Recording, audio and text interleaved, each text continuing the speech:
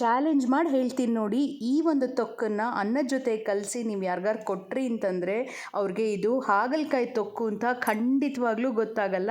ಇವಾಗ ಈ ತೊಕ್ಕು ಹೇಗೆ ಮಾಡೋದು ಅಂತ ನೋಡೋಣ. ಫಸ್ಟು ಬಾಣಲಿಗೆ ಎಣ್ಣೆ ಹಾಕಿಬಿಟ್ಟು ಸಣ್ಣಗೆ ಹೆಚ್ಚಿರೋಂಥ ಹಾಗಲಕಾಯಿ ಹಾಕಿ ಫ್ರೈ ಮಾಡ್ಕೋಬೇಕು. ಒಂದು 60% ಅದು ಫ್ರೈ ಆದಮೇಲೆ ಈ ಥರ ತೆಗೆದಿಟ್ಕೊಳ್ಳಿ. ಈಗ ಬಾಣಲಿಗೆ ಸ್ವಲ್ಪ ಎಣ್ಣೆ ಹಾಕಿಬಿಟ್ಟು ಅದಕ್ಕೆ ಸಾಸಿವೆ, ಕೆಂಪು ಮೆಣಸಿನ್ಕಾಯಿ, ಕರಿಬೇವಿನ ಸೊಪ್ಪು, ಸಣ್ಣಗೆ ಹೆಚ್ಚಿರೋ ಈರುಳ್ಳಿ ಹಾಕಿ ಹುರ್ಕೋಬೇಕು. ಇದಕ್ಕೆ ಕಾಶ್ಮೀರಿ ರೆಡ್ ಚಿಲ್ಲಿ ಪೌಡರ್ ಅರ್ಧ ಚಮಚ, ಧನಿಯಾ ಪೌಡರ್ 1 ಚಮಚ, ಅಚ್ಕಾರದ ಪುಡಿ 1 ಚಮಚ ಹಾಕಿ ಒಂದೇ ಒಂದು ಸಣ್ಣಕ್ಕೆ ಹೆಚ್ಚಿರೋ ಟೊಮೆಟೊನೂ ಹಾಕಿ ಫ್ರೈ ಮಾಡ್ಕೊಳ್ಳಿ.